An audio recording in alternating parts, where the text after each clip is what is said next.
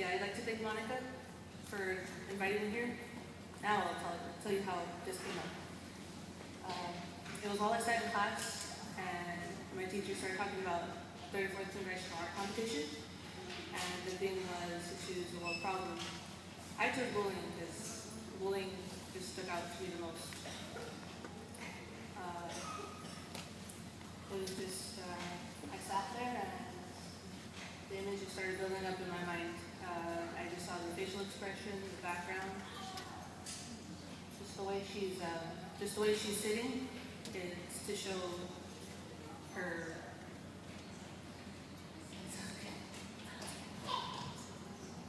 I know, I'm sorry. Bullying is something that I feel can sometimes be dismissed because of how common it is, or it's not always easy to recognize. It's a very serious issue for me because of the kind of effect it has on kids and children. It actually upsets me quite a bit. The viewpoint was the first thing in my mind. I saw the girl slope down on her knees with her hands placed loosely in a way that it exposes her cut-up arms and bloodstained fingers. Below sits a small blade that she keeps to distract herself from the mockery ringing in her ears. In the back of her room sits her backpack with a piece of paper that says, "Kick me, I'm done." Take on her backpack. In my mind, I pictured the mirror on her dresser broken. I pictured the mirror on her dresser broken after she took a swing at it. Sick of looking at her teary red eyes and no smile. Just a scattered reflection of broken glass, too small to see herself. The title, Shattered Esteem, has a lot to do with this girl's view of herself and how her world at school views her. It was to show the emptiness you don't see on the outside until the situation is so far out, it's almost too much to keep in. The overwhelming waves of laughter, gawking, and teasing now finally has her here, where she sits at her breaking point, wishing for it all to stop. In my head, I saw this perspective where you could see her tangled hair and bloodshot eyes, her furrowed eyebrows, and the redness on her nose.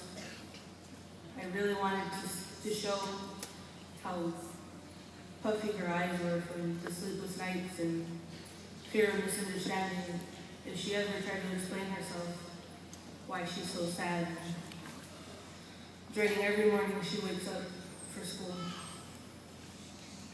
And if you also notice, she has these crumpled papers all over her room, and she has this last note next to her that says, "Why is this happening to me?"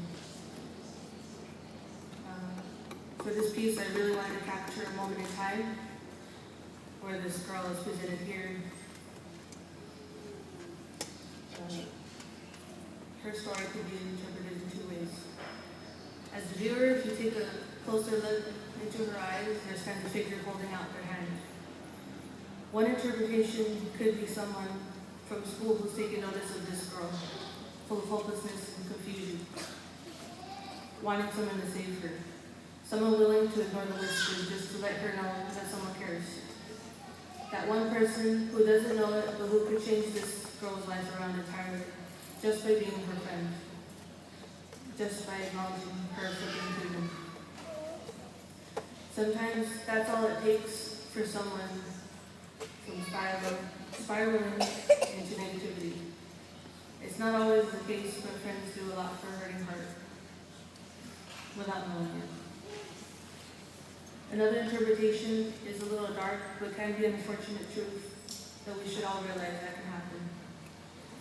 This one, the dark figure the girl sees could be the Reaper, or death, showing her the escape that she desired, offering his hand to flee from all of the hatred, the names and abuse, the confusion of never knowing why she's been so mistreated. In this case, this is where teen suicides fall into this drawing story. It's like, what is she do so wrong that she deserves such a hard life? What could she really do to change anything now? Why wouldn't she take this escape? If no one seems to care, who would be there to stop her?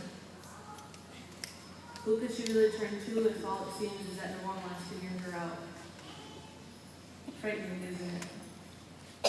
You never really know what someone has been through until you hear about them later on.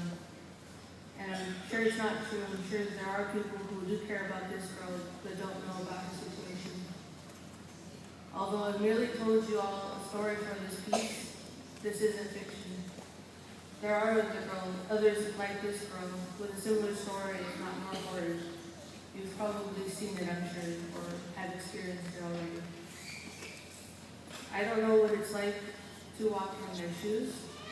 I only know what it's like to know people who have been picked on and ridiculed. Stories I have heard are heart-wrenching and prick tears in my eyes, and I couldn't do a damn thing about it. I only know what it's like to be there for someone who didn't have a lot of friends or who was laughed at for something that I couldn't know. Someone who's cut themselves to release the pain that they held inside. You can see it in their eyes, and although they smiled and said they were okay, nothing was wrong. I couldn't help but feel bad.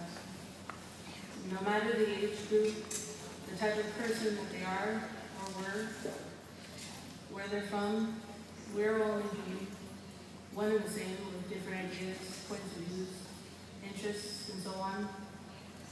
We all cry, we all get angry. We can care too much about someone, and when a person betrays us, we may find it hard to allow others to be trusted.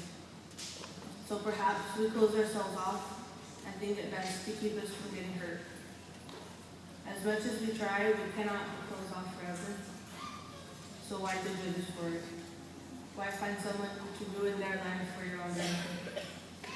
Perhaps it's the simple fact that if someone who can't feel happiness and the person next to them can, and envy builds up. That's what I think happens to some people who become bullies. They experience so much pain that they take it out on others. It's not right, and it's hard to just stand around and do nothing. I've known people who have broken down, or who don't tell me what was wrong with them, even when it was obvious. I've met people who were needed. I've made friends with people who didn't like me very much, but later on they did. People who hated others with all their heart, who inflicted pain on themselves, who did drugs, stuff like that, and didn't care about themselves very much. I can't tell you how much it hurts just to see them like that. I would never really know what happened to make them like that. When I tried to be someone they could turn to if they needed. I think if I listened to them, perhaps I could make some difference. Even just a little. Just enough to keep them from thinking there was no one who cared who they were. Maybe it worked, and maybe it didn't. I won't know. I can't even tell you exactly how it feels to be picked on. I haven't been bullied. All I know is I accept people that I've encountered and not come to love them and listen to them, be their friend, make them feel better about themselves. I'd like to conclude this now by thanking you all once more. And if you do see or know someone who's shy, timid, straight out rude, or doesn't have a lot of friends, think twice before you brush past them, because before you think of them badly.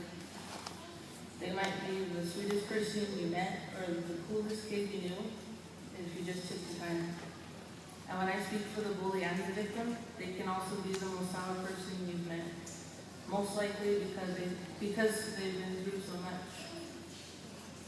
But give it some time. They might warm up. They might be serious at first, but when they smile, it feels like you've accomplished the impossible. Warms my heart. Thank you.